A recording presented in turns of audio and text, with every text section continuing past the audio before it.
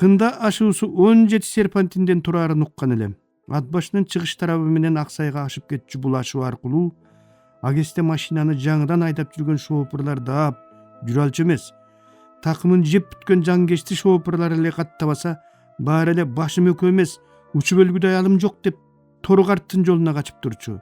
Далай машиналар жүгү менен кулап, ойго тоголонуп, бүтүндөй бир үй бүлө жок болуп кеткен учурлар да болгон.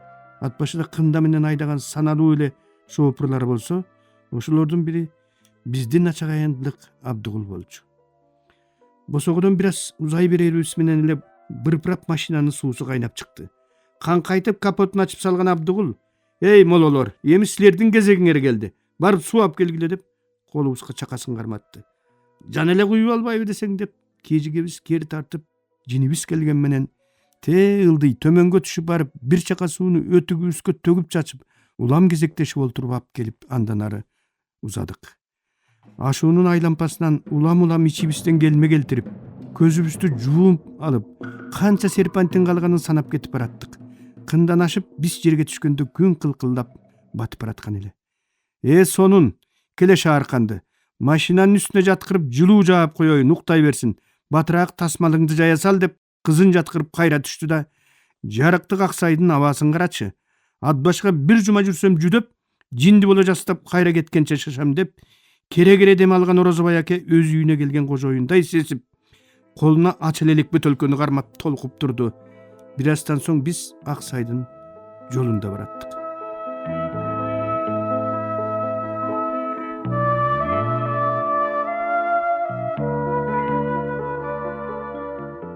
Мектепке баратып да келетип да зымдарын бубак басып, жол боюнда ырдап турган зымгарагайларга кулагымды төшөп алып тынчай берер элем.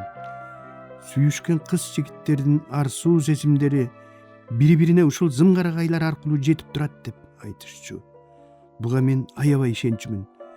Сүйүшкөн жаштардын бири-бирине айткан сөздөрүн уккум келе берчү. Бул үн да кулагымдан өмүр бою кетпей калды.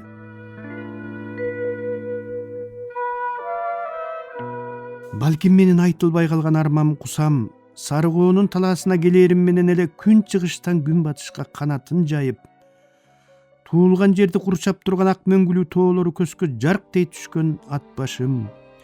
Ошондо бүткөн боюм коргоошундай көлкүлдөп, көкүрөгүмө батпай, толуп ташып чыккан сагынычым, ошол сагынычтын арасынан тура калып мага жеткирбей, чымын куюн болуп чуркап бараткан балалыгым, жетим там, жетим кемпир, жетим бала, ошол күн чыккандан күн батканга чейинки мен жашап өткөн доор, ага эми эч качан, эч убакта жете албай турганымды түшүнгөн өксүгүм, баары мени өмүр бою коштоп жүргөн ошол эки күндүн кайрыгында калды окшойт.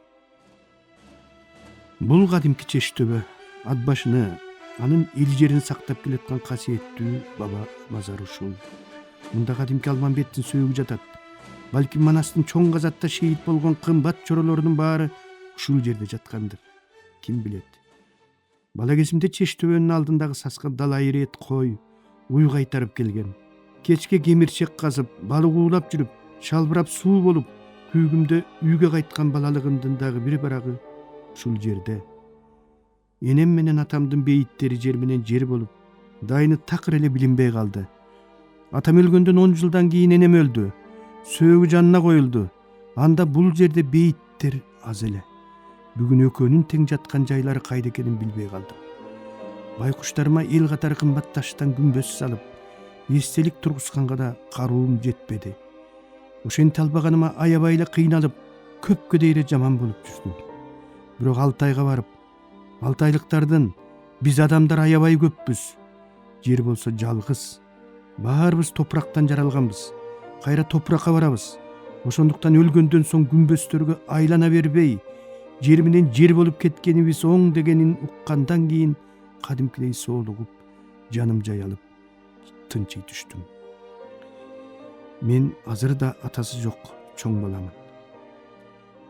Атасыз өскөндүктөнбү, көп нерсеге көзүм жетип турса да, билип турсам да оюмду озунуп айта албай, башкалар айтып салгандан кийин мен деле айтсам туура болмок турбайбы деп өкүнгөн учурларым көп эле болду. Жулунуп тургандардын арасынан жулунуп тура албадым. Шылуундарды, митаамдарды, атасы, агасы, эжеси, аты, ити менен мактангандарды 7 желме окусумдай жек көрүп өстүм. Биринчи болгусу келгендердин арасынан биринчи боло албадым. Бирок биринчи болгум келген каалоом сыртымдан билинбеген менен ичимден кара жалын өрт болуп дайыма күйүп турду. Жыгылбай өскөн балдар урунбай сакталган буюмга окшош болот экен. Урунбаган буюмдарды серванттан, урунуп бүткөн буюмдарды музейден көрдүм.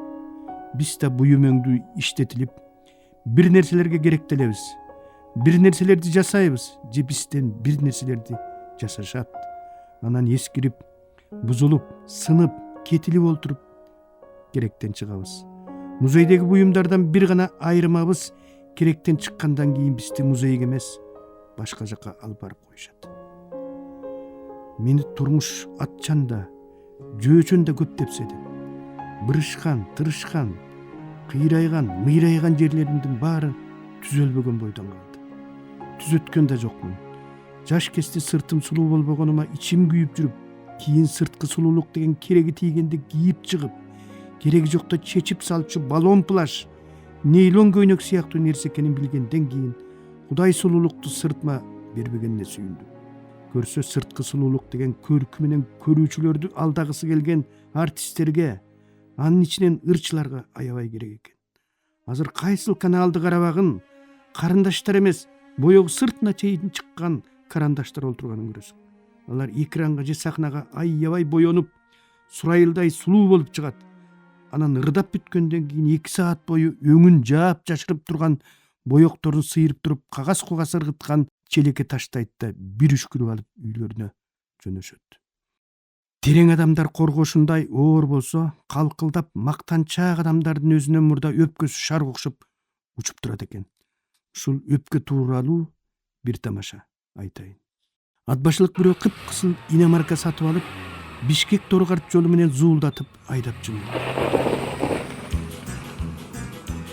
Алдына жан өткөрбөй, маңдайдагы машиналардын баарын басып жүрүп олтурат.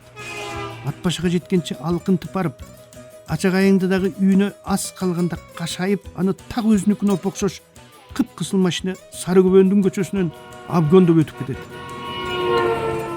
Мени обгондоп өтчү киши ким деп кыжыры кайнап, үйүнө буулугуп кирип келсе, үйдүн төрүндө чыйкандай кыпкысыл болуп, өзүнүн өпкөсү олтурат дейт. Көрсө, аны обгондоп кеткен өзүнүн өпкөсү экен. Жакшыны да, жаманды да биринчи жолу мектептен көрдүм.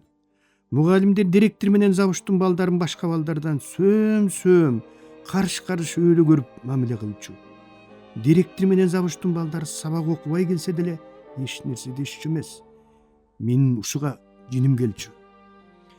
7 класстан көрүнгөн кружокко катышып, мектептин дубал кесиптин чыгарып, Токтогулдун ырын жаттап айтып, башталгыч класстын мугалими Энтериев Жумабай агайдын республикага чейин атын чыгарган көрсөтмө куралынын сүрөттөрүн тартып берип жүрдү. Ошондон тартып ботаникадан сабак берген Макан эже мага чөп чар менен жалбырактардын сүрөттөрүн көп тарттырды. Агесте сыя менен 5 жылдыздуу уч менен жазаар элек. Ар бирибиздин сыя челегибиз болор эле. Кыздар сыя челектерин таптаса кармап, аппак тор баштыкка салып жүрчү. Партада бир кыз, бир бала болуп олтурчубуз. Сыя челегибизди унутуп келген күндөрү жаныбыздагы кызга бир эле малдырып койчу деп жалдыраар элек. Бир көргөндө эле жарк этип көзгө түшө бербеген, артисттей алымдуу, жубандай жугумдуу боло албаган жупунулугум, бир караган адамга дегеле эч кандай ишеним, үмүт жандыра албаган жүрүм турумум, алдыга жулунбай, көрүнбөй, көптүн арасына кирип кеткен карапайымдыгым мени өмүр бою көз тийгенден жана жок болуудан сактап келди деп ойлойм. Бала кезде ат чабышты далай көргөм.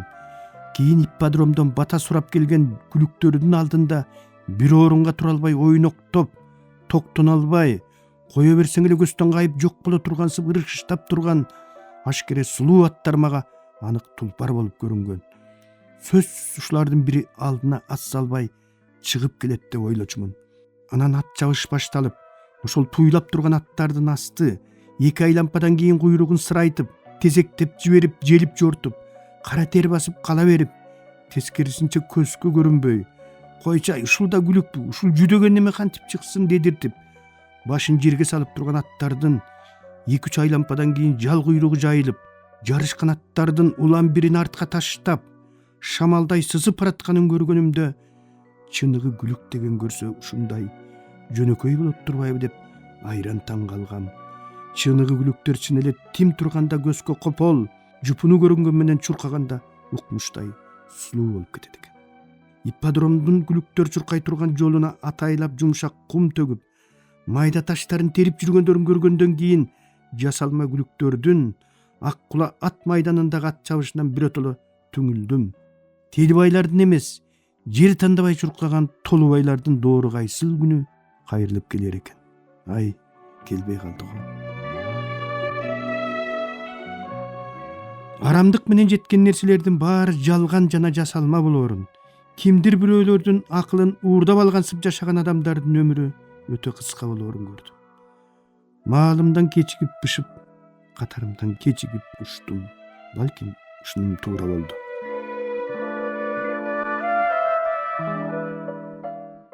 Тилекке каршы мен апам Нурбүбүнүн жаш кесин элестей албай койдум. Анткени биз 46 жылдан кийин гана кездештик.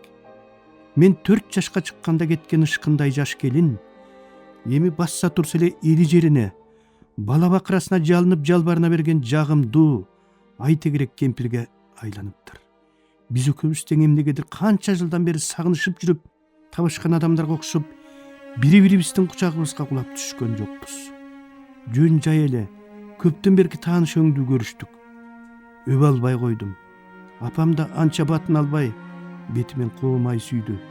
Экөөбүздүн ортобузду абдан тааныш, ошол эле убакта экөөбүзгө тең таптакыр белгисиз бир нерсе бөлүп турду.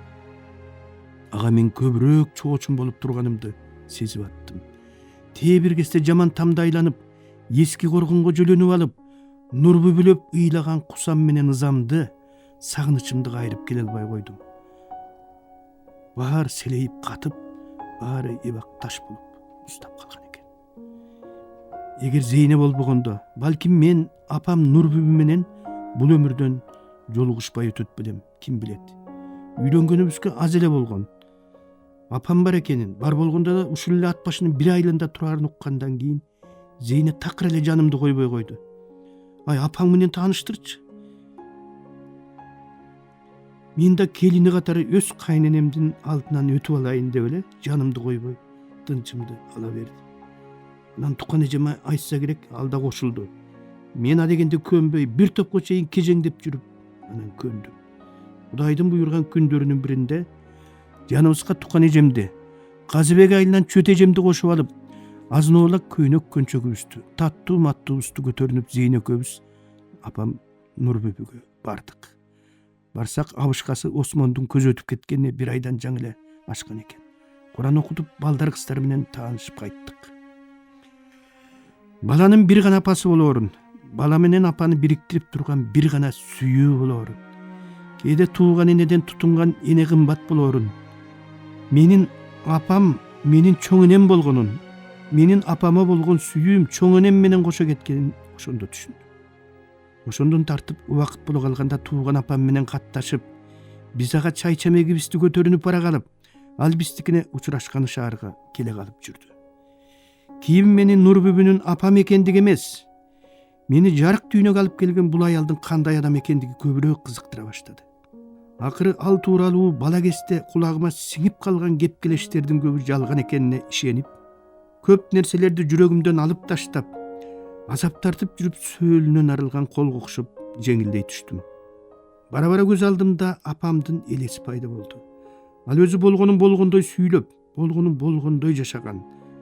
Ачык айрым, күндөлүк жашоо тирчиликтин жетип жетпеген кем каршына курулай күйгүлтүк түшө бербеген, качан көрсөң эле эл жерге тынчтык, балдарынын балдарына бата тилеп жалынып жалбарып олтурган, аптаптагы булуттай болгон шайыр кемпир болуп карыптыр. Көрүп алып ушул кемпир апам болуп калганына, көрсө апам жаман киши болбогонуна ичимден кудуңдап, аябай сүйүндүм. Бир ирет сүйлөшүп олтурсак, мен 80ге чыкканда өлөм. Илгери секелек кыз кесимде колуна суу куюп атсам, бир кемпир, Кудай тилегиңди берсин кагылайын, сен да мендей 80ге чык балам деп батасын берген. 2 жылдан кийин 80ге чыгам. Ошондо ыйлап сыктабай эле көмүп койгула. Көмбөгөндө анан талаага таштап салмак белеңер. Атамды тартсам жүгүрүп жүрүп өлөм. Таятамды тартсам кайып болуп учуп кетем. Таятам Өмүралы Калпа деген болгон. Жанагы Ташрабатта 40 күн агырып турган деп айтышчу. Мен 1-класста окуп атканда 100ке чыгып өлдү. Коюлгандан кийин бейитине Куран окуганы барышса, баягы дөбө болгон бейит жок. Жер менен жексен болуп калган экен дейт. Эл Өмүралы Калпа кайып болуп учуп кетиптир деп жүрдү. Мен да таятамды тартсам артынан учуп кетем деген. Өлгөндөн кийин өкүрөйүнбү десем, өкүргүң келсе өкүр, өкүргүң келбесе өзүң бил. Топурак салсаң болду. Сен эми ыйлабайсың го, бөлөк болуп калбадыңбы деп күлгөн эле. Бейиши болгур чын эле 80 жашка чыгып дүйнө салды. Өкүрүп барып топурак салып кайттым. Бирок чын эле ыйлай албай койдум. Жашым түгөнүп калгансып, такыр чыкпай койду. Көрсө менин көзүмдүн жашы да чоң энеме кеткен экен.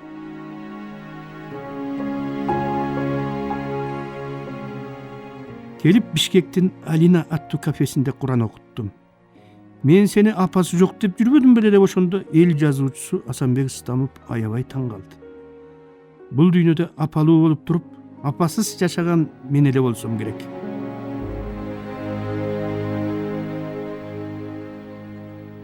Зейне үйдө экенде басса турса артынан калбай, жаш баладай ээрчип алып сүйлөй беричү. Балкондо тамеки тартып атып кокусунан келинине минтип айтып жаткандарын угуп калдым. Жанында олтуруп сүйлөшкүм эле келе берет. Ичимде муңайым болуп жүрөм. Берки балдарым мени өп эркелетет. Бул антпейт. Бирок сен мектебиңден келгенче майын чайын жайнатып, өзү чай куюп берип, аркы теркти сурап калат. Кээде эркелетейин деп ойлоп барып, батын албайм. Бөлөк өскөн бала көп боор тартпайт экен. Ара төрөлгөн эмес сүткө кансын деп 4 жашына чейин эмискем. Балдар менен ойноп кетип, курсак ачканда чуркап келип, эмчегимди эм алып кайра чуркап кетчү. Калдаңдаганыма окшош алдыңа кетейиндин. Кээде эмчегим сыстап кеткенде шаарда кыйналып жүрөткө деп ойлойм. Иши кылып аман жүрсө болду. Студент кезимде эл катары жакшы кийимге жетпей, аркы теркин ойлоп ыза болуп, республикага аты жыты белгилүү акын сенде мыкты акын чыгат деп мактап койсо дардаңдап ээрчип кетип, уламага бүйнө алып бере берип, алда мен да иче берип, анан каякта калганымды билбей мас болуп, милицияга түшкөн кезим болду эле. Ошондо окуудан чыгып кала жастагам. Балким апамдын эмчеги ошондо сыстаса керек деп ойлодум. Мен да тууган апама эркелей албай, бир да жолу апа деп айта албай койдум. Кучагына кулап, көкүрөгүнө башымды жөлөй албадым. Экөөбүздү жапжакын маңдай тескей олтургузуп коюп, бирок бирибизден тосуп, бирибизге жеткирбей, бир аз эле эпкини тийсе эне бала болуп, жаа бербей төгүлүп чачылып кетчү. Аялуу сезимди эмне деген күч токтотуп, эмне деген күч кармап турганын мага бүгүн ким түшүндүрүп, ким айтып бере алат? Ошентип өмүр бою ал мага апа, мен ага бала боло албаган бойдон калдык. Ал тургай мен аны көзү тирүүсүндө да эмнегедир апа деп айта алган жокмун. Эмне үчүн апа деген жоксуң деп сурагандар болду. Буга мен азыр да эмне деп жооп береримди билбейм. Сыягы өмүр бою жооп бере албай өтчү суроолор да болот окшойт. Атам өлгөнгө чейин апа дедим беле, жок беле, аны да айта албайм. Бирок апам турмушка чыгып, мен чоң энем менен кеткенден кийин апа деген сөздү такыр эле оозанган эмесмин. Муну мен азыр да түшүндүрүп бере албайм. Мага чоң энем гана апа бойдон калды.